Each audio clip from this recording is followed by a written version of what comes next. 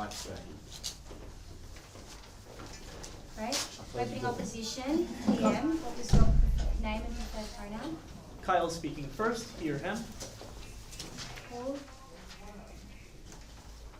Deputy Op Leader, what was your name and preferred pronoun? Risha speaking second, he, him.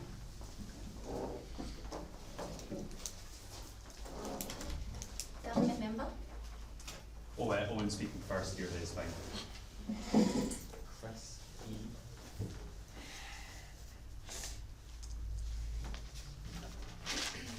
And closing off.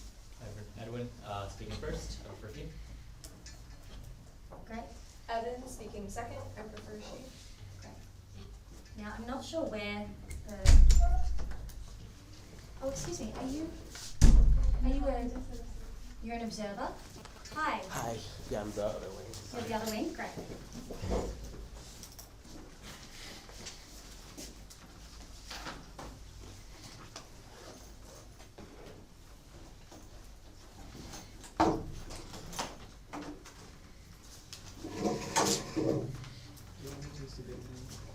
No, it's okay.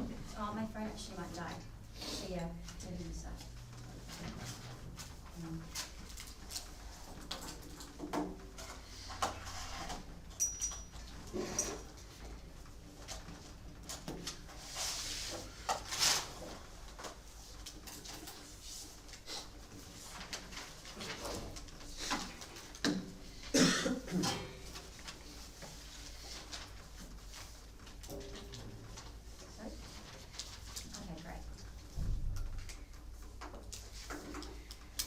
I'd like to welcome everybody to round 7 of Worlds, and without further ado, I'd like to invite the Prime Minister to speak to the motion that bears his name.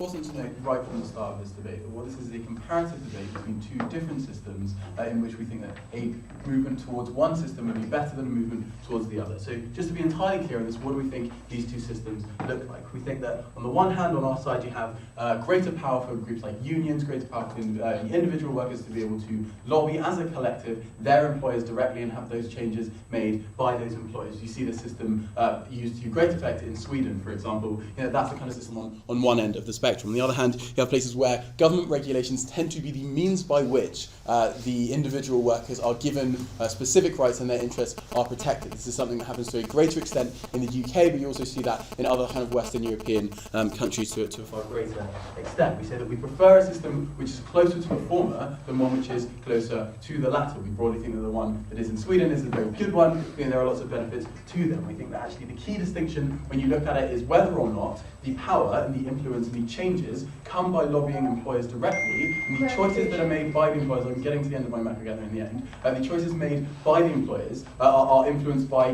the workers and the unions, or whether they are told what to do by the government. So effectively the governments are acting as an intermediary to facilitate the individual workers' opinions being passed on to their employers. That's the key comparative in this debate. First, in terms of a metric, we think yes, the rights of workers are extraordinarily important. These are individual people, and workers' rights aren't particularly protected. This is something that they do for a huge amount of their lives, to effectively coerce them to doing by the system in which they live, because you need to work in order to earn money, you need to earn money in order to do the things that you want to do, right? So we think that they're incredibly important. Insofar as economics is also important, we recognise there's an interplay between them. I think it's probably less important than the rights of individual people and individual workers. We also think the economics can be benefited by the fact that workers are happier, by the fact that workers are more happy to actually be at work and actually be doing the things that they want to do. I'll take that clarification. Yeah, so what are the actual policies that secure these increased rights? So for example, would you defend closed shop systems in which workers are mandated to belong to unions?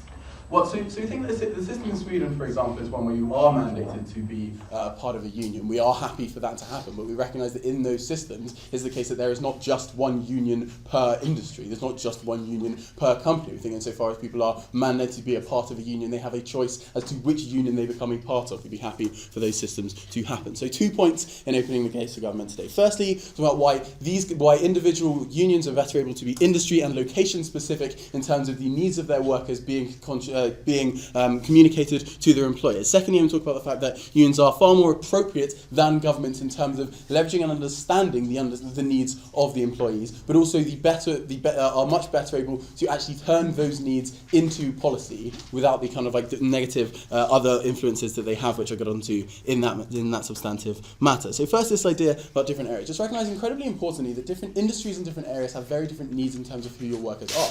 So if you're working in London, the amount of money that you spend on rent is significantly higher than if you're working in Newcastle. Apologies to use UK examples, so the same is true of, say, Sydney versus somewhere which is far away from Sydney, is a much smaller regional area in Australia, for example. And we say that at the point where that is true, it is problematic if a policy sets a minimum wage which is applied at a national level, because a minimum wage is set based on the actual means by which people need to be able to survive. The minimum wage is only useful insofar as it gives you money which you then use to survive and live more comfortably. We say if a minimum wage does not meet the living wage of an area, which is oftentimes very different in different areas, then that is insufficient to accurately reflect the interests of those workers. Because even though they are earning over £5 an hour or whatever, that isn't enough if they are living in London to even cover their rent in a way that it would be if they're living in Birmingham or Newcastle or the other country examples that I imagine that I used. So that's the first thing. But secondly, just note that the challenges faced by different industries are incredibly important as well. So recognise if you're someone who works as a contract cleaner, then the dangers that you face within your industry are very different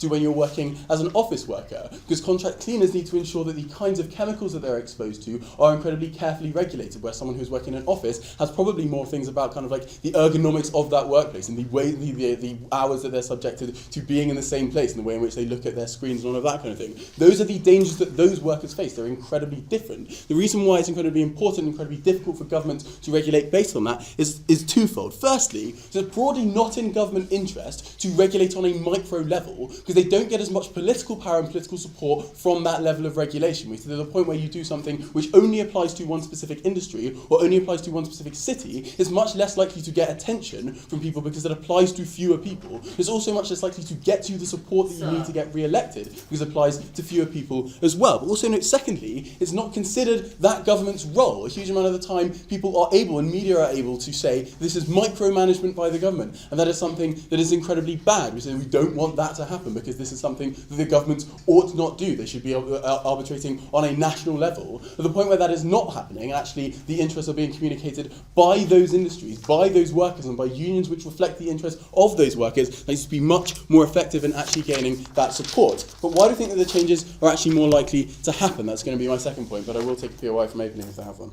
So given that local governments exist, why can't they simply adapt the policies to their particular area and situation anyway, such as a minimum wage? So a huge amount of time, firstly, they simply don't have the jurisdiction to do that. But secondly, they simply don't have the means to get the power. And thirdly, that also doesn't deal with the idea of different industries having different requirements. Loads of reasons why that just isn't sufficient. So, second point, unions are much more appropriate at determining the needs of workers and conveying them. So we think that the important thing about whether or not these changes happen is also to consider how effective they are likely to be at doing so. We say that unions have a much better way of having bargaining power than governments do. Why is that? Because unions gain their power from their membership. If unions don't have a large member base, they are not able to have the ability to threaten strikes. If they're not able to threaten strikes, then those employers don't have a reason why they should worry about what that union thinks. What that means is that the unions need to answer to their employees to the greatest extent. We recognise that they do want to get a degree of influence from employers, but that's only true insofar as they have influence from employees in the first place. Whereas governments, to a much greater extent, do need to answer to the interests of the the people at the top of the businesses as well. Why? Because these are people who come from the kinds of backgrounds and the kinds of areas which have huge amounts of lobbying power, who have huge amounts of political capital, that are able to actually meaningfully change the interests of the people within those governments. So if you take that away, that is something that the government needs to care about. So if the people at the top of the business are upset by this thing happening, that is a concern that the government needs to have. If the people at the top of the business are upset by this happening, that is not a concern that the unions need to have. What that means is that the primary concern of the unions and the fundamental concern of the unions to a far greater extent than governments is the genuine interests of those workers. What that means is that they are much better at meaningfully and effectively conveying those interests. For those reasons, I'm incredibly proud to propose.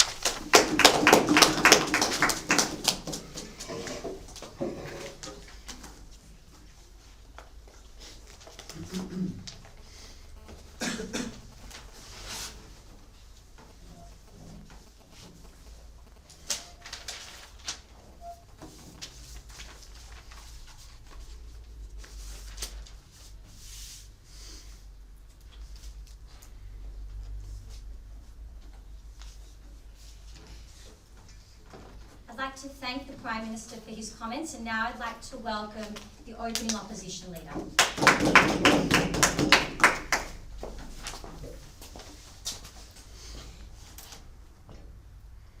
Panel, we do not believe that just outcomes in society can be achieved by nothing other than the free market. We suggest that there are impacts of labor policy on people other than those who are working. We believe both need to be represented, and above all, we believe that government has a duty to protect the most vulnerable members of society first, above the interests of those already well off to do still better. 3 points of substantive in this debate. Before I begin, 3 extraneous issues of rebuttal. First, we hear as a matter of framing in this round that there is some intrinsic trade-off that exists. We suggest that that's true, and rather that this debate is one of prioritization. We think when you are weighing between equally important concerns, you ought favor the groups that are the most disadvantaged, that are at the most risk, and have therefore the most need of the types of protections that only the government will be able to provide. Second, we hear sort of this general argument that there's not just one union at play.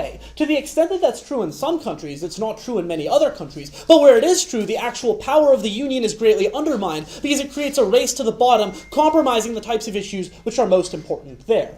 Third, they say that there are different areas which have different needs. This is almost certainly true, but the question is which sorts of needs ought to be prioritized. We say that you ought to favor the basic protections that, for example, a minimum wage provides, and then additional protections can be levied on the local level, as we've already discussed. Given that, we want to talk about 3 things. First, we want to talk about why their proposal can never guarantee the types of protections that we believe are essential to the rights of individuals. Given that these are foundational in a just society, we believe this to be the most important issue in the debate. Why is it that this can never come about solely through the types of collective bargaining that they discuss? First, because it's not effective in all industries. We believe that in cases where there are large numbers of workers in low-skilled positions, there is a very high fungibility of each individual worker, which means that any individual who is outside the union is easily able to opt in and undermine the general efficacy of this. They discuss laws which, for example, force people to join into unions, but the problem there also is now you are forced to join a particular type of cartel, which oftentimes imposes fees on individuals and constrains their ability to get the types of things that are perhaps most necessary in this case. This is particularly important given the types of ways that unions play out in real life. We see that oftentimes what they do is magnify things such as racial disparities, or magnify things such as socioeconomic disparities, when they say that not all individuals are able to join in these types of situations, and moreover when they prioritize things which are beneficial to, for example, the union leaders, but maybe aren't most beneficial to the types of ranks and files. Because if it is now the case, as they suggest on their side, that they are going to mandate that people join, then they lose what they say is the most important benefit in their second substantive argument, which is that it is contingent on the goodwill of the people. But that's no longer the case if you are forced to join the union, which means even that level of efficacy that they suggest is contradicted by their own line of analysis. Third, under this, though, we think that this exposes workers to real and unacceptable risk of violence. We can look to, example, the case of Ford in the early United States, where gangs of people were hired to beat up individuals who actually chose to go on strike. Now, you might say this is no longer true in parts of the developed world, but we think in the vast majority of the world this is the case, and that in a lot of low-skilled positions, there is an enormous threat of individuals trying to utilize these rights. They might suggest that their side guarantees these types of basic protections. It's great that the law suggests that's the case, but what we see in practice is that there's real threats and real intimidation, which means that the types of basic living wages which we think people are due simply cannot happen through their side. Finally, under this, we think that these types of negotiations are always subject to the vicissitudes of the market, because insofar as conditions are not determined by law or enshrined in law, but are rather based on the current state of the economy, the balance of power between employer and employee is entirely predicated on how the stock market happens to be doing. That means that you can never, ever on their side of the house get firm basis of protections, which we believe are absolutely necessary. We think law is comparatively harder to affect through this, given that you see once that laws are actually passed, it is oftentimes very difficult to repeal them, and there's oftentimes a broad base of public will and public support for these proposals. That's why we think the law is able to provide long-term protections, which are far less likely to happen on their side.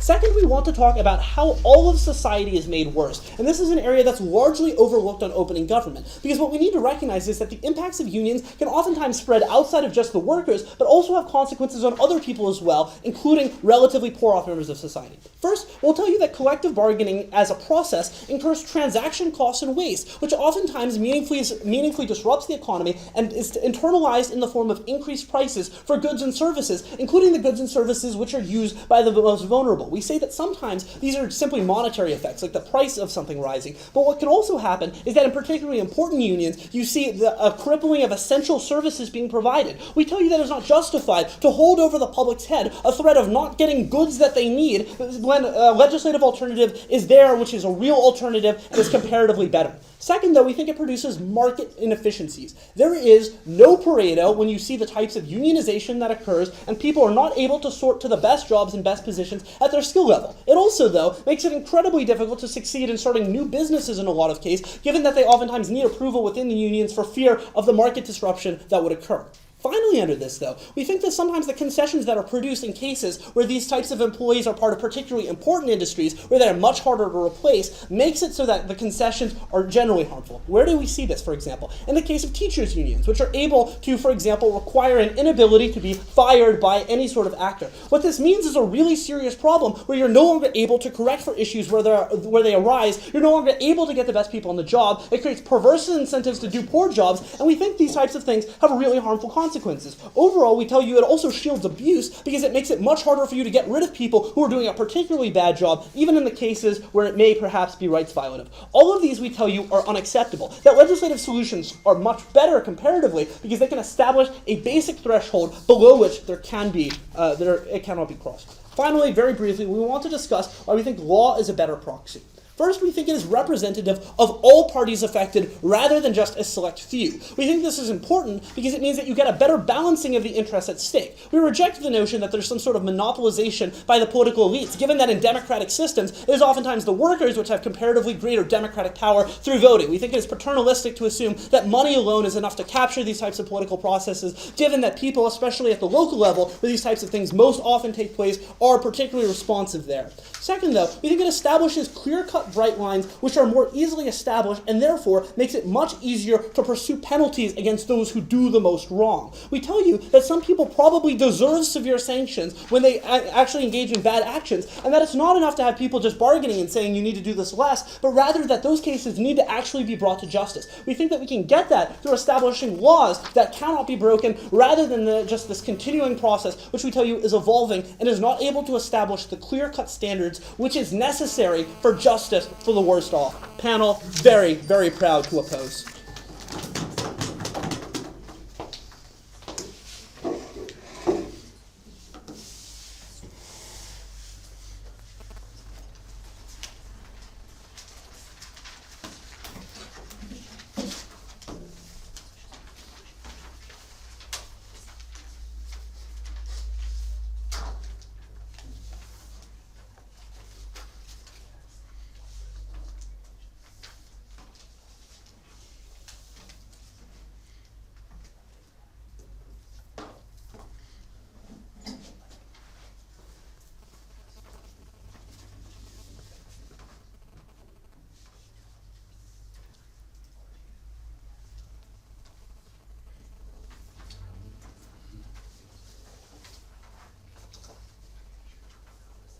I'd like to thank the opposition leader for his comments, and now I'd like to welcome the Deputy Prime Minister.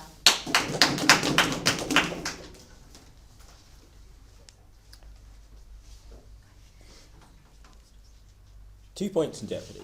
Firstly, what we ought to prioritise and what's relevant to the policies that we're discussing. And secondly, and I think this is the core question in this debate, who is a more appropriate actor to identify and then actualise issues for workers specifically? Before that, 1 point of extraneous rebuttal. We're told by the Leader of the Opposition that there's a very real chance of violence bursting out for various reasons in spite of that being illegal. What we say in opening government is that if we are talking about contexts where a state is unable to prevent violence in spite of it being against the law, it is unclear how they're going to enforce a minimum wage. In this case, in the countries that they want to discuss that are unable to give that kind of level of policing, we consistently see no workers' rights whatsoever. So if they want to have the debate there, it's going to be an incredibly gov-weighted one. I'm going to assume it's not there. I'm going to assume it's not there and proceed as if we have some sensible rule of law. The other points that they've made will be addressed within my substantive. First point then, what we ought to value. So we get some various economic concerns that I will go into in more detail from the last speaker, and indeed I suspect you'll see some more throughout this debate. What I want to point out is that this is the status quo in Sweden. There's observably little impact on what people are providing, what the government is able to provide to people, and the general economic situation. Obviously, I'm going to analyse that as well, but what I would like to know, if we get any doomsday scenarios from either team, is why that is not happening in that country, why it is more likely to happen than not, given that it observably can be avoided. But there are reasons why we think I'll go into reasons in a minute.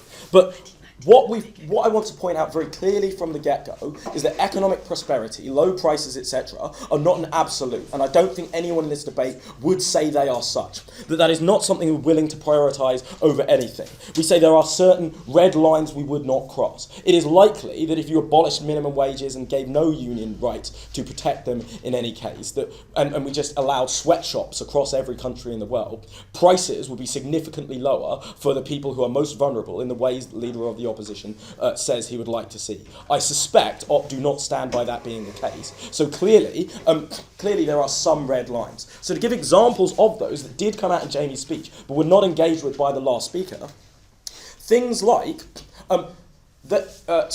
again, apologies for using UK examples, but London being our largest city, there is an official statement of what the London living wage is. Due to the political problems that Jamie outlined, and I'm going to further in my second point, that is not legally mandated, only the national minimum wage is. That means people are paid below a living wage consistently in London, particularly the most vulnerable, particularly the unskilled. The 48-hour working week as a maximum is also never enforced, and employees are consistently pressured to opt out of that maximum working hours. These are red lines that ought not be crossed, but consistently are, because employers are only required to meet bare minimums that are often not appropriate to their region or their industry, and often aren't appropriate to the nation as a whole anyway.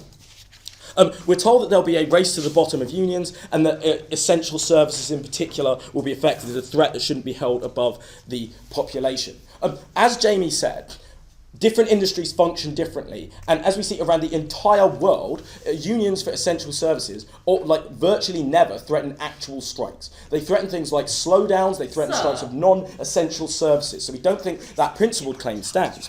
But no, again, that is industry specific, and that means that is another advantage of the unions, that different standards can be applied to different industries in that respect as well, right? But no, we think workers, while they do want needs and comfort, and they do choose their unions based on who can provide them the best thing, they don't want to ruin their own industry, so they are not going to push their unions to do something that's going to bankrupt the industry and limit its ability to provide things at reasonable prices to the population at large, or they know they will be out of a job. That's particularly relevant as unions act collectively, so can see the big picture. Closing. So you've assumed that labor unions always exist across an entire industry, but often they are employer specific.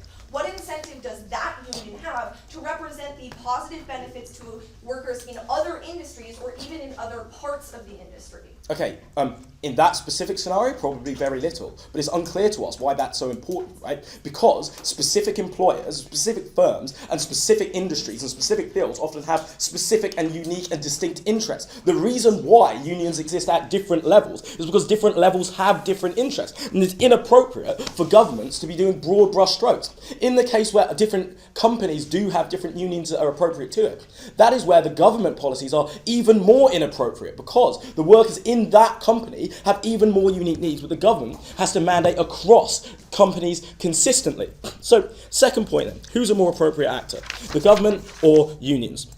Few things about governments, largely unresponded to, not entirely unresponded to, by the previous speaker. So, firstly, no, they answer the population as a whole. Niche issues are necessarily ignored because it would be unpopular to say, like, cleaners are going to get a higher minimum wage because it is observable that will seem to be at the expense of the country as a whole, right? That idea that local governments can legislate perhaps deals with some degree to regional concerns, though again, the same sort of like national-regional trade-off for parties that generally exist in both applies, but certainly doesn't across industries. That was a lack of response. That means governments are more likely to deprioritise these niche interests, which are largely the unskilled workers that the Leader of Opposition says are the most important in this debate. But also, governments acting at that level have a much lessened ability to actually gather the information that is relevant. Also, large companies have enormous lobbying power. It's not enough for the Leader of the Opposition to just say money isn't that useful. Like, they can donate campaign money that they can then withdraw from parties. They can influence the election because they control key industries often. Also, like, governments generally require their cooperation once they're elected. That's not absolute influence, but it is influence. And on the comparative, the unions are answerable only to their employees, the people whose rights we are working out who is likely to prioritise more. We say the group whose only incentive is to appeal to their employees the employees are more likely to protect their rights sensibly. We say they also are able to have in terms of the previous speaker saying that the unions are susceptible to magnify disparities, we say that's a bit of a misrepresentation, right? We acknowledge there are cases where there are different unions, for example, like black police officers. That is, again, because they have specific issues and they have different demands that need to be met. They still have the same lobbying power, but note again, it's very difficult for a government to legislate. It's very difficult for government to legislate coherently or have the incentives to if employees of a particular race or a particular wage disparity have different needs, which they frequently do. Unions are uniquely able to address this. We had no response to this from opening opposition. We would have liked to heard one. In lieu of that, and with regards to everything else that Jamie and I told you, support the motion.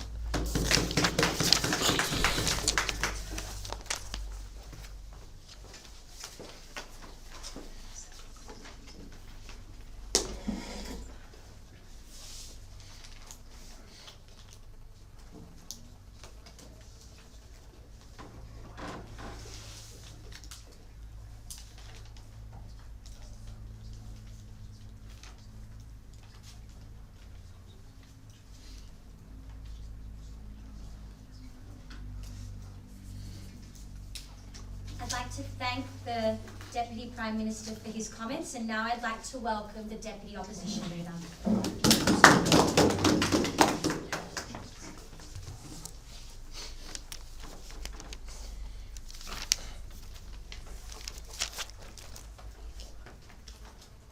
Ladies and gentlemen, here's the problem with side government. In a country like Bangladesh, where workers are literally living on $1 a day, where workers literally don't have the ability to strike because that'll mean that they lose wages which their family needs to survive, the union becomes powerless, the union doesn't have any kind of capacity to take action. We think that hurts the people who are the most important people in this round because they're the ones who are the most vulnerable, they're the ones who our laws can protect through guaranteed protection. Before I move on to my two main questions of today's debate, first, on which side best caters to workers, and second, on which side best caters to society, where I'll do my substantive on the self-interested nature of unions, I want to begin by really looking at the example of Sweden, right? So firstly, in the 1990s, Sweden actually suffered a very significant economic recession, which forced them to put in place policies that actually reduced the power of these unions, right? So it's wonderful that they bring up the example of Sweden because it shows that Sweden had to put in place policies that actually reduce their power. Second, we also tell you that in the case of Sweden, right, that doesn't actually mean that Sweden wouldn't be better if they had even less powerful unions, right? We think that that example doesn't prove anything, right? We're just going to say that Sweden was better if they didn't have unions and they had guaranteed laws. So that gets rid of that challenge. So, okay, first, on which side best caters to unions?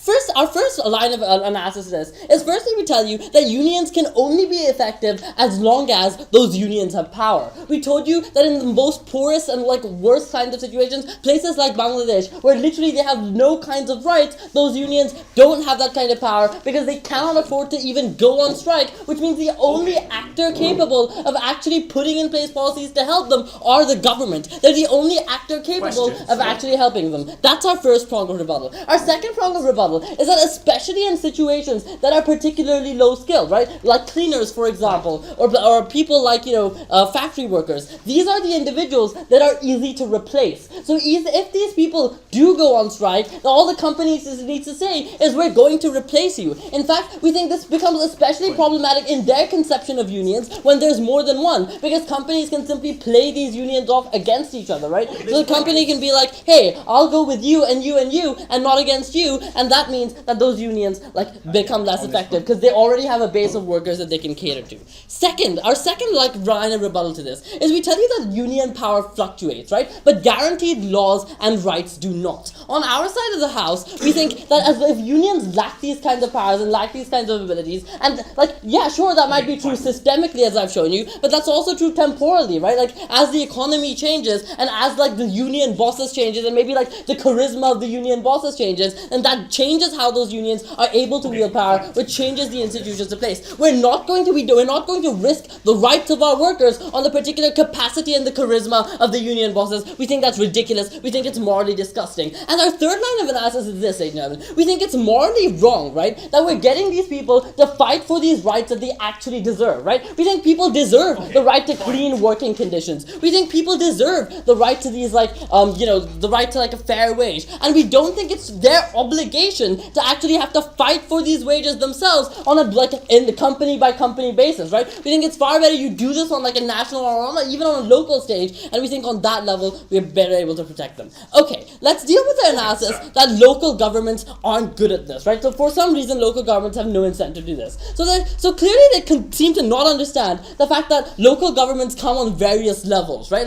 They're national governments they deal with things like foreign policy, but governments on a lower scale, like the civil service, for example, deal with things like, what should be the right wage or what should be the right conditions of cleaners. And we think, and these people have the capacity and the incentive to do this, especially in areas where a company dominates, right? Where a large number of people are, for example, factory workers, or a large number of people are automakers. These politicians have a very strong incentive to cater to them because they know all their votes rely on them, right? We think in a lot of cases that's probably more likely to happen.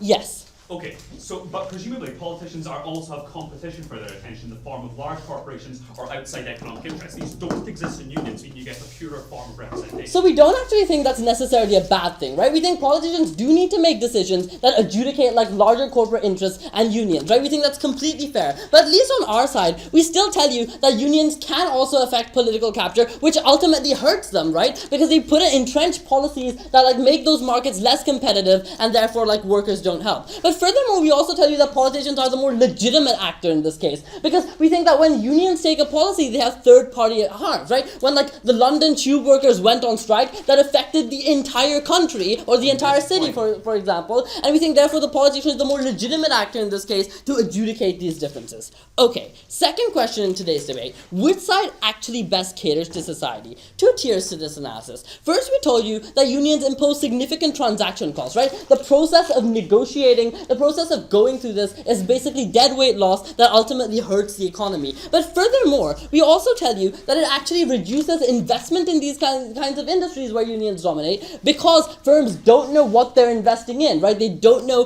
what's going to actually help them. There's no guaranteed set of standards, no guaranteed set of protections, and that unions can simply shut them down. We ultimately think that hurts the poorest nations because that reduces investment into them, because those are the countries that actually need them. Those are the countries people are already wary of investing in. So this leads me nicely onto my substantive on why we think the self-interested nature of unions ultimately hurts them. First tier of this, right? First we tell you that unions acting in their own self-interest have a very strong incentive to maximize their collective bargaining power at the expense of larger societies. For example, if you consider closed shop unions, right, which means the only way you can work at the company is if you're a part of the union, what that does is it gives unions the power to decide who actually works at that company. It gives unions significant significant collective bargaining power, and it gives them the power to exclude people. We think that fundamentally hurts them. Second, we think that when unions have this like singular collective monolithic power, it allows them to like impose significant dues on people, which is essentially like a tax on their rights, right? They have to pay a significant part of their money, or like just to like have these rights that they already deserve. Ultimately, we think this hurts workers, especially in like the long term in the large majority of cases. Second, we gave you an entire analysis on like union politics, right? We think about what happens in these cases. Firms need to put employees in place simply to appease the unions. What that does is it makes like climbing the corporate ladder far less meritocratic. But even more problematically, we think that this allows union bosses to like selectively enforce rights to people they already like. So for example, if the union boss is biased towards particular people, the union can say, hey, we're gonna step in here in this case, but we're not gonna step in this case. If we like this racial minority, we're gonna step in this case, but not in that case. We think the selective enforcement, especially considering the political nature of how unions operate, is really bad. And that's why we tell you that the best, most pragmatic, and most effective solutions is to go with the law, not the unions. Thank you.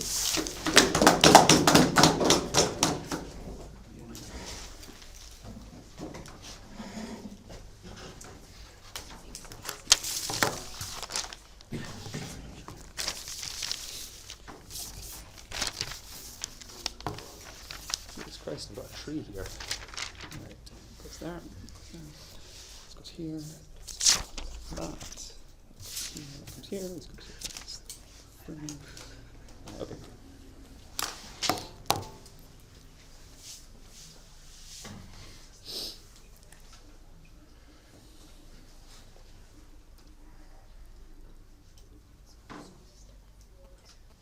I'd like to thank the Deputy Opposition Leader for his comments, and now I'd like to welcome the government member.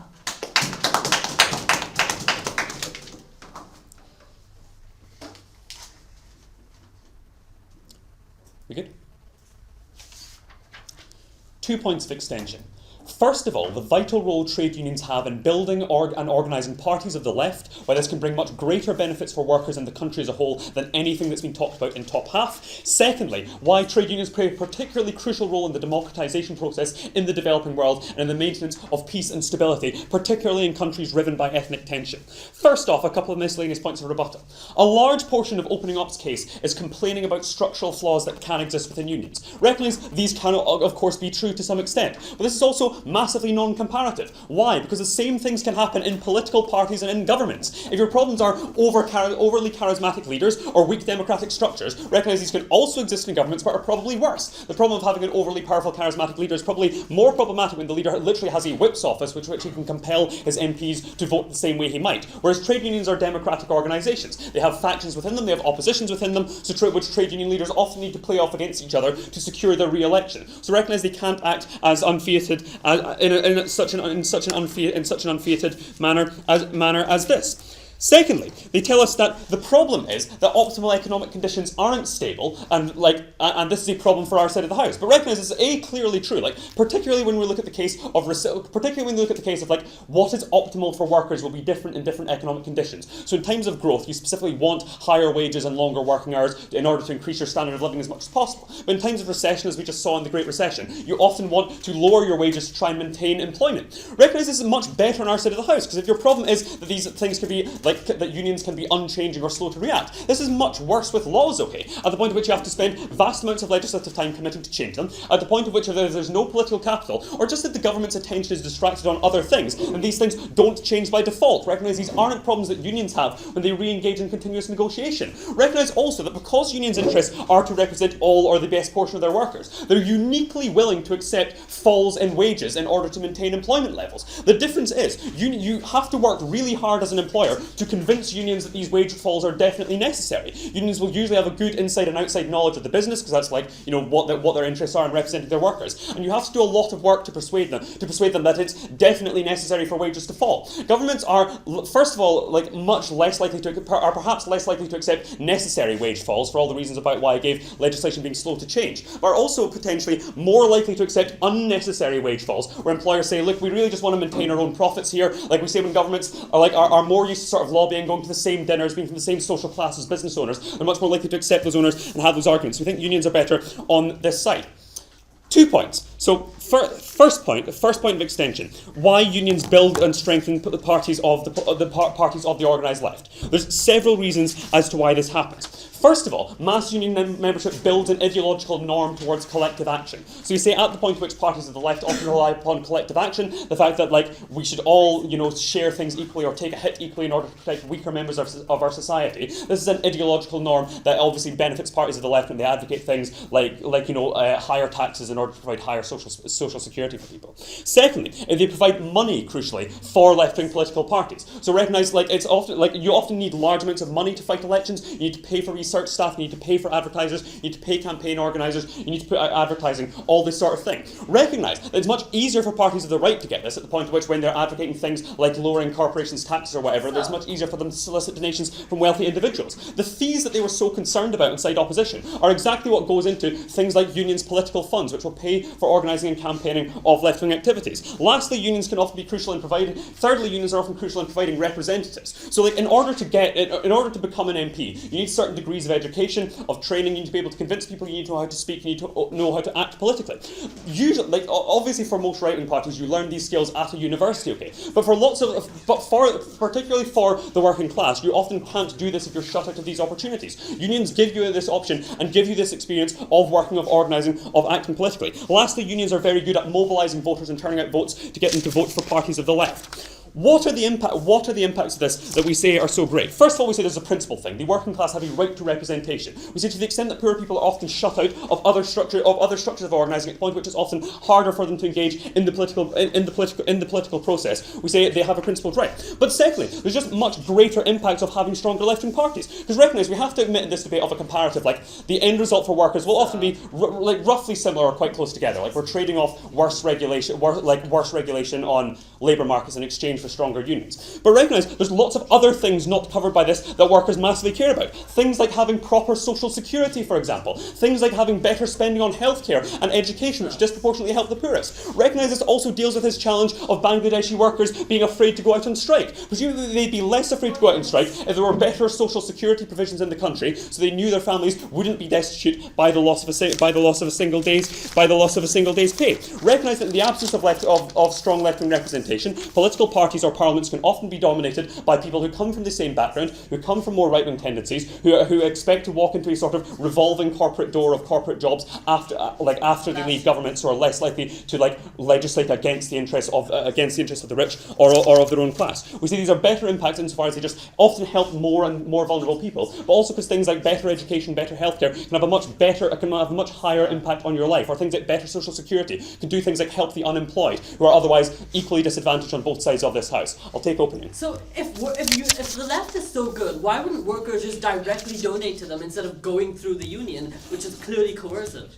Okay, several reasons for this. First, I'll come to this point under the reason of sort of better political engagement. So first of all, that only deals with the money challenge as opposed to all the other challenges I've given you of building ideological norms of providing experience. But secondly, recognise it's much easier for workers to engage politically in a union as opposed to just a parliament more generally. Several reasons for this. First of all, the people you're speaking to and engaging with in your unions are much more likely to be people like you. They share your background, they share your worldview. It's probably easier to talk to and easier to convince them in this case. Secondly, as I mentioned in the POI, there's a case of less competitions. With politicians, you're always having to compete with corporate lobbying, with outside economic pressures. These don't exist within unions. It's only workers or other workers who are advocating for their interests. Lastly, it's the incentive of unions to try and actively engage as many people as possible, because they need this in order to have bargaining power with employers. They need to be able to point to the fact that they have engaged large numbers of workers who they can then bring out on strike. Disengaged unions have less bargaining power. Politicians often don't have an incentive to engage people who might not vote for them anyway. So recognise all this sort of pressure for better political engagement spills over massively when we're talking about developing democracies and the developing world, because when there aren't strong democratic norms within your society, this is the best way of building these democratic norms, of allowing vast numbers of people of different ethnic groups who might be shut out of the who might be shut of minority ethnic groups, particularly in the developing world, who might be shut out by sectarianism, who could be better included within things like national unions, who are better included in the political process. This is better for the stability and development of these countries as well, for all these reasons proposed.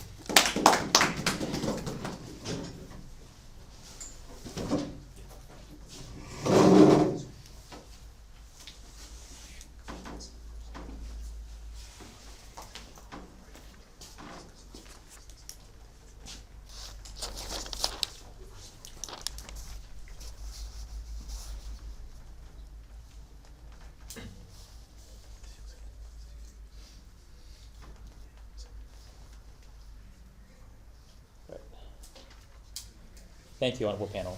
We think that, oh, sorry, Mike. Oh, we good? Can we, 1 second. sorry about that. Just decided to jump in. Too excited.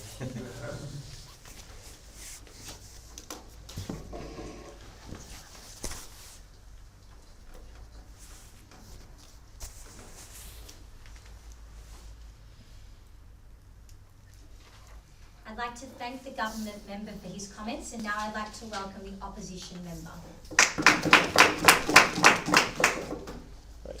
Thank you, honorable panel. I was a little too eager to point out that thus far on the round, we think that there's been too much homogeneity in the representation of both unions and business interests, and we're going to bring to the level of nuance and the actual mechanisms there. Before I do that, I want to deal with the closing government extension that deals with how unions are a tool of mobilizing political representation, with the added interesting assumption that necessarily parties of the left are good. Firstly, I will demonstrate why these harms are not that the unions are not the tools of the left that they're going to be representing. Secondly, we would also just note, as a matter of fact, that unions aren't disappearing on the opposition side, right? The only policy difference that happens are things like closed-shop policies, which give more power to the unions, and that people who are willing to invest their time in those groups as a political representation are still able to do so. But thirdly, that the will to have these kinds of groups is overall parties of the left advocating for policies that are good, such as unemployment and healthcare, disappear when they're already getting it from their individual unions, right? So there are different sectors in the overall labor force that have different amounts of negotiation power, depending on how replaceable the labor is, how skilled the workforce is, among a lot of other factors. No thanks. The problem with this is that this is undermined when those people specifically are able to achieve benefits, such as better severance packages, such as healthcare, because of the unique aspects of their industries, right? But the problem is that doesn't extend to other industries where the workers have less power. So the end result is the most able to negotiate within society are often siphoned off from the overall voices that would be advocating for the beneficial policies that they would be talking about in the first place. No thanks. So now what I want to do in the round is I want to give a better characterization about how the interests of unions and businesses are not always oppositional. And in the cases when they're not oppositional, what they do is they transform otherwise competitive markets into natural monopolies. So how does this happen? The example I'm going to give is Standard Oil from the early 20th century, when the interests of both business and the unions coincided. The unions wanted higher pay and more regulations, but so did the business, right? And the reason why was because the business had an initial market share that was higher than the rest of the other businesses in the particular industry, and they wanted to ultimately stymie the development of competitors that would have made the industry more equal as a whole, right? And the way that they shut out those competitors was saying, ultimately was collusion with the union by saying that because wages are higher, because there have to be all of these onerous regulations, but that are lobbied upon by the unions themselves, those are ways that are barriers to entry that they ultimately manage to keep the market uncompetitive, right? So recognizing that this is kind of an outdated example, how does this apply in the status quo? We think things like medical industries, where there are lots of different kinds of labor, where the labor is very inelastic and they're able to negotiate, where increases constitute a large portion of the budget, cause them to be very anti-competitive. But still many industrial applications today, right? When competitors arise easily, especially in developing nations, where there might oftentimes be one initial company that has a lot more market share, which is able to exploit that through the union because it's both in the interest of the union because they can obtain greater benefits, no thank you, and it's in the interest of the businesses as well, right? So this breaks down the homogeneity of interest from the business perspective on their side of the house when they're saying all businesses are going to be advocating for lower wages. We say that depending on what kind of businesses there are going to be a lot of different things, right? And the end result is that consumers are harmed because ultimately the industry is less competitive and higher prices are translated to those consumers, but also the workers who otherwise would have been employed are harmed as well. No thank you. And this is a structural failing with the representation of unions, right? Because we think the characterization that we get from closing government that unions care about the unemployed is unrealistic. Unions are beholden to the people who currently live in political power, which are the people within the industry. And we think that the other problem, no thank you, is that the specific employment within their industry might differ from the rest of the market, right? And so we think that they have no incentive to lobby for the policies that would be good for our market as a whole. And in contrast, politicians would be far more willing to do this because they're accountable to both employed and unemployed people. And we think that generally speaking, other reasons why politicians aren't highly beholden to the corporate lobby, it's because they have incentives to do what is in the interest of the economy, right? If high unemployment is bad in this particular case, no thanks, then in that particular case, they're willing to support it. But also within businesses, there are far more cleavages that are being represented, right? They might be import versus export businesses, in which case they would push for different kind of regulations. They might be service-oriented or industry-oriented. They might be established or might be ones that are still in the process of being segmented. And there's still the counter-speech from labor unions that's applying there. Sure thing. Why wouldn't politicians just be captured by the lobbying interests of the largest and most powerful businesses? Why would they be these perfect politicians who We just gave you a laundry list of 4 reasons why that's the case, right? Because businesses are not always oppositional, because there are cleavages within businesses, because of the counter-speech of unions. So the second case now, I want to tackle the harder case of when labor unions are oppositional between the business and the labor unions, why we get better change through the government itself. So first off, there are coercive policies in general, the dues pointed out by opening opposition. But the problem with this specifically is that workers should be able to determine whether or not the unions provide sufficient benefits, right? And the problem with the government side of the house is that overall the competitiveness of the union asserted by OG simply goes down because unions structurally have more power the more people they already have, right? So this kind of results in a positive feedback loop where the union that initially going into the market has the most workers is the one that is best able to attract workers because of the relative negotiation power it has. So it's not competitive as illustrated by opening government. But also, even if there is a trade-off, no thanks, the trade-off goes away when they appeal to those specific groups that they're talking about, right? And rather than being good, we say that they cleavages between different groups when they're advocating for different policies and can be played upon each other by the employer means that overall the advocacy is weakened as opposed to a legislature which has to listen to the 10% constituency in each case because it's that 10% which often makes the difference between election and non-election. But we also say, no thank you, that trade-offs are often made within the negotiation itself, right? Like unions empirically are willing to make sacrifices in cases of discrimination if it means better off wages for all of their workers, right? So that means in these particular cases, the workers that are most likely to be discriminated against, disabled or people belonging to minorities or women in these particular cases, might suffer because the overall interest of the union is to promote higher wages, and in order to get the trade-offs that are necessary, they're willing to suffer harms in individual discrete cases. So they're not willing to defend one particular case where worker compensation might be deserved. But we also think that more generally, it is better to have industry-wide standards, either because it applies to more people overall, right? And it's not just, and we think that the characterization that the legislatures are unable to do this is inaccurate, right? Because the legislatures and courts establish general norms for liability of employers to their workers in cases where in cases that ensure promote a safe workplace, and these are applied to specific industries, right? In construction, it might apply to having hard hats. In the pornography industry, it might apply to wearing condoms, which is actually just kind of like another kind of hard hat. But we think that to the extent that governments are able to promote general norms and apply those specific implementations through the courts, we think that in those cases they're actually better off, right? And the other argument here has to do with enforcement, right? We think that when enforcement falls through, if it is the union that is responsible, the workers oftentimes never make up those lost wages. If the government is able to legally bind those corporations to holding what they already initially promised, the workers aren't the ones suffering, but the corporation that did the harm. For those reasons, we're very proud to propose.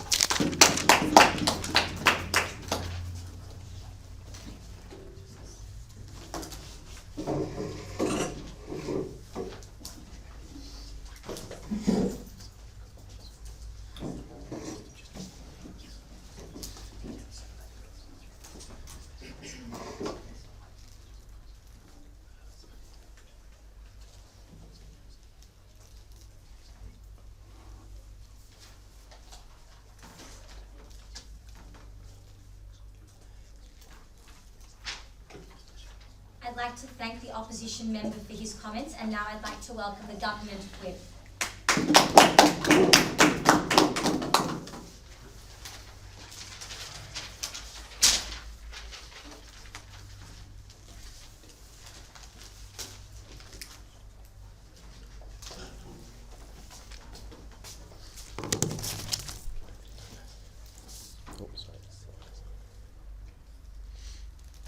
Speaker, this is not 15 simultaneous debates happening at once, right? This is not a debate about the individual merits and pros and cons of any possible specific trade union enhancing policy that we might adopt. It's not a debate about compulsory membership or anything else you might think of like voting rights or wildcat strikes. This is a debate about a reasonable matrix of improved legal protections and rights for unions that we might provide.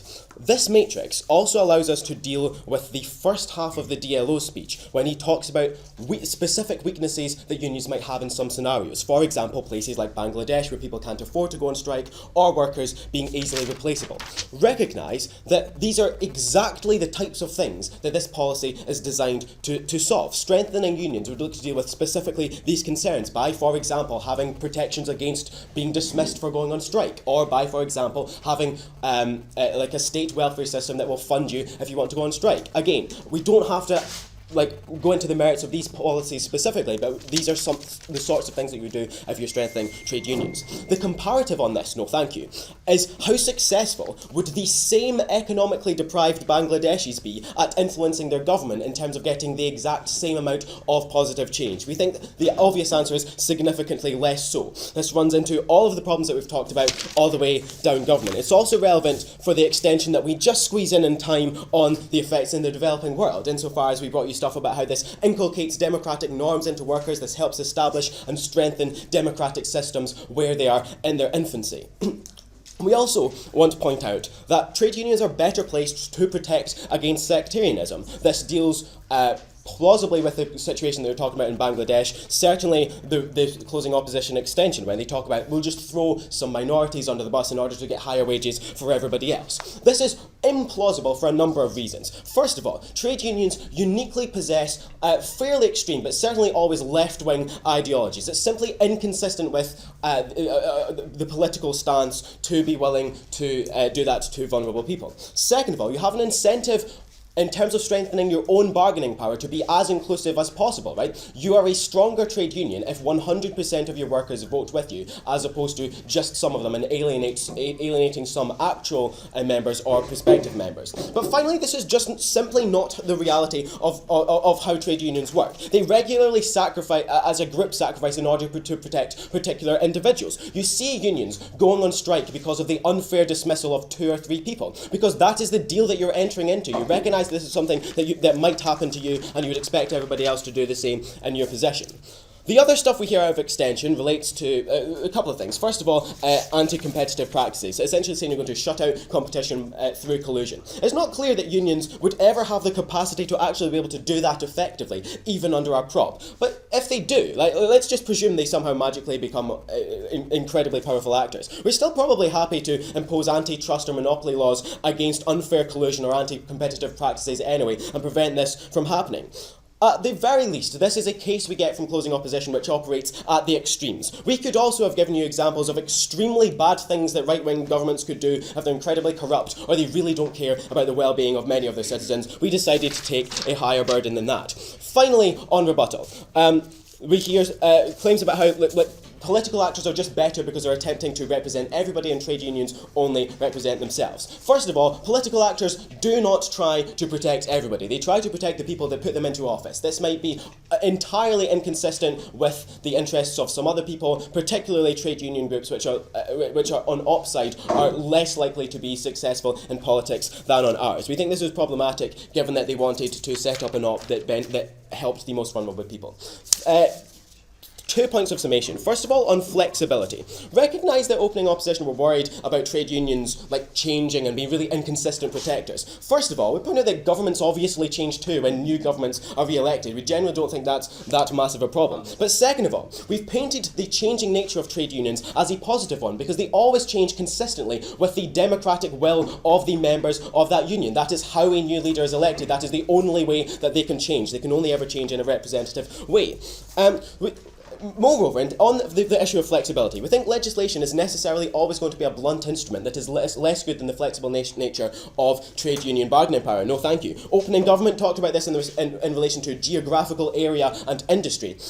We take this much further by pointing out that you also need to be flexible with time and with the present economic climate. When an economic crisis hits, legislation also often becomes unhelpful. It might be that a minimum wage, it could be literally too high for the economy. This is possible and this is a harm if it's not changed. In reality, what you often get is a legislative response reducing workers' rights, whether it is or whether it is not necessary. The problem is, once you get rid of these, it's harder to get them back again in the future when it's necessary for the reasons that we brought you and I'll go into in a second. In addition to this, it's also more likely that employers are able to get around legislation by doing sneaky things like zero-hour contracts, which are technically illegal but clearly not in the spirit of the law, things that trade unions are less likely to allow. The comparative is unions that are far more willing to negotiate and be flexible with the times. For example, encouraging the workers to work half weeks or take a pay cut in the interest of protecting more jobs. We think that is better for the membership. It makes virtually no difference to the employer. It's better for the economy. Opening. The member of government explains to us that unions are likely to allow wages to fall precipitously if it means that they can get broader base of employment generally. If that's the case, how can you guarantee the type of minimum wage which we believe everyone's due? Because they always have an interest to make sure you're getting paid fairly. What we're talking about is serious situations of economic crisis, right? So if there is the prospect of losing lots of jobs, you as a union don't want that to happen. So you want to take steps to mitigate against that harm. One of these steps might be taking a pay cut as opposed to losing half of your workforce. We think that is obviously preferable. When the situation gets better again, you're obviously going to advocate for the wage to rise again. Finally, we brought you how this effectively strengthens, strengthens and helps engage the left. First of all, we told you why people of the left are far more likely to get involved. It's normalised because everybody around you is doing this. It's just something you do when you go into work. It's possibly compulsory, but as we say, it's not a debate about that. We don't really know. It's practically much easier because everything's happening at your place of work. You don't have to take on additional efforts to attend political rallies or get involved in that respect. You're also forced to be kept active by your leaders who have an interest in maintaining a strong base. The effects of this are other benefits to workers that the rest of this debate, other than us, have ignored. A huge additional closing government benefit of helping the most vulnerable people that opening opposition wanted to protect when you have better housing policy, better welfare system. We think this is more important than alleged minor economic inefficiencies. Propose the motion.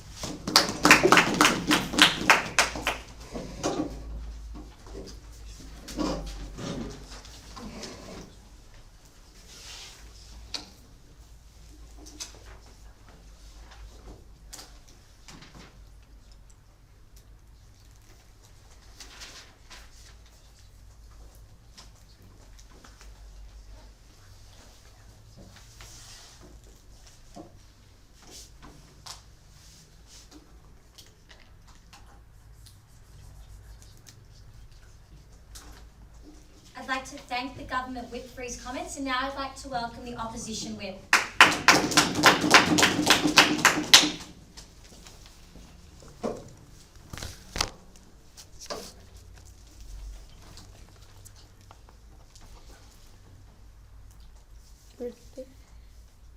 Thank you, panel.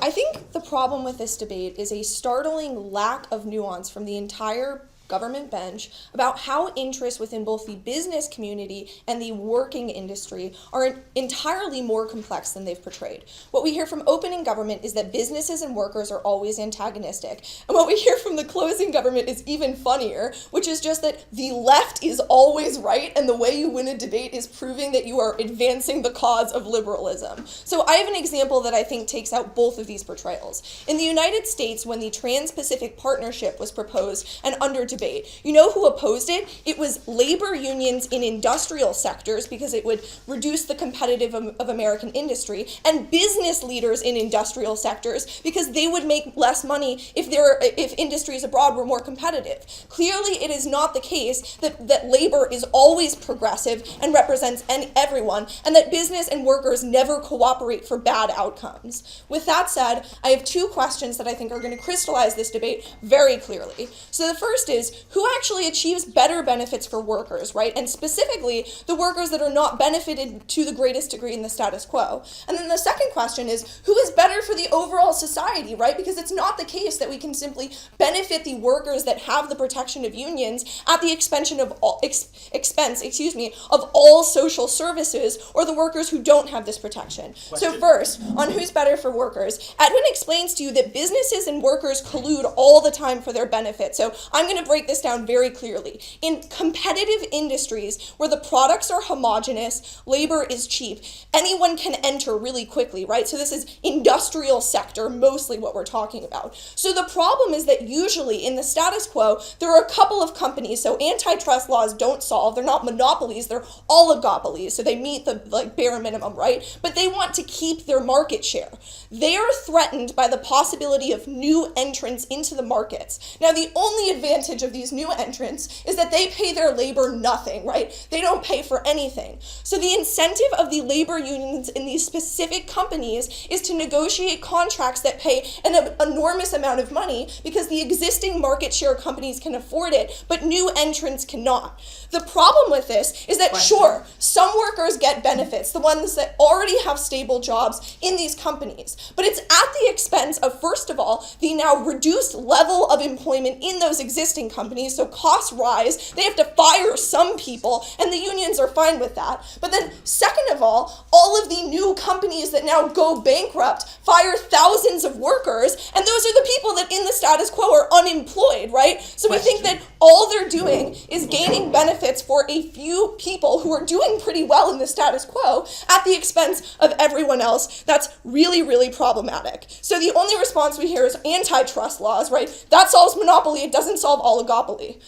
Also, on their side of the house, since the government doesn't regulate business, why do they have an incentive to do this? I'll take opening. Right. So comparatively, how much influence do those least able to negotiate about their unique needs have over government policy versus unions specialized for those unique needs? I'll get to this in political representation. So second of all, second case is even if they don't collude, we think they're still worse. First of all, if there's one union, it's incredibly coercive because you have no choice about who's representing you. Now, opening touches on this, but Edwin explains to you why the positive feedback loop of membership that they talk about means that it's never going to be a competitive marketplace for union membership. Once you have a critical mass that is the only union that will exist, that's really bad because they have no incentive to be aggressive about bargaining if they know that their pay and their power is solidified. Even if there are many markets, this is really problematic because they have less membership, so no bargaining power. They sacrifice certain groups. Now,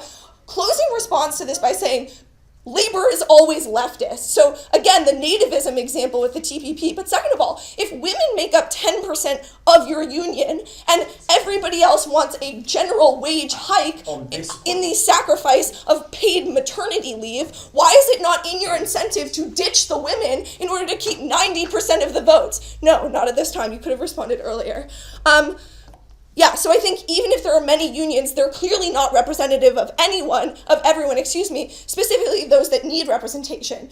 But finally, in this area of analysis, political representation. So first of all, we think politicians are better because they represent the entire economy, not just one specific interest. So it's not the case that they're going to be captured completely by businesses because other voters still matter. Second of all, on corporate capture. So first of all, people tell me this all the time in British parliamentary, I would expect you guys to know it, but it is not all about America, right? Yes, we have poor conditions for corporate finance of elections, but many people limit it in other countries. Even if it is the case that corporations incredibly influence elections, we think that Edwin gave you 3 examples of why their interests are not aligned. So in export versus import, industry versus services, new entrants versus existing companies.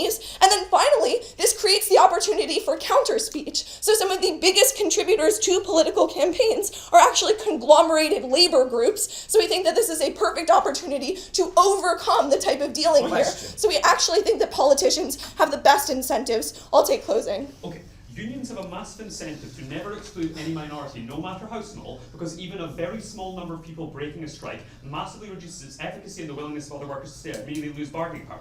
And new businesses cannot pay low wages on your side either, because you must have a higher minimum wage to comply with your own bargain.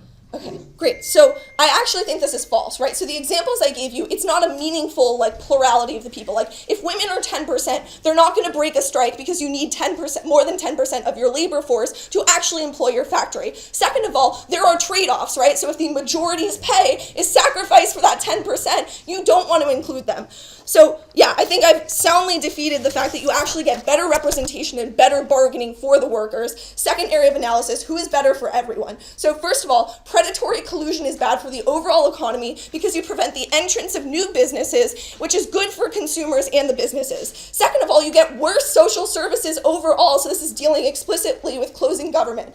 I, as a union member on their side of the house, lose a lot of money in union dues, but as a result, I get very robust health care from my employer. What is my incentive to then lose more money in tax dollars so that other people get health care? They don't explain it other than simply asserting that unions are always leftist. So they actually undermine the incentive for creating robust social services and putting the cost where it should be on the government, not the worst off workers in society. So for all these reasons, very proud to oppose.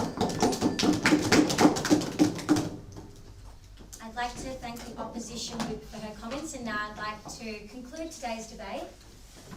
Is it concluded? Good? Yep.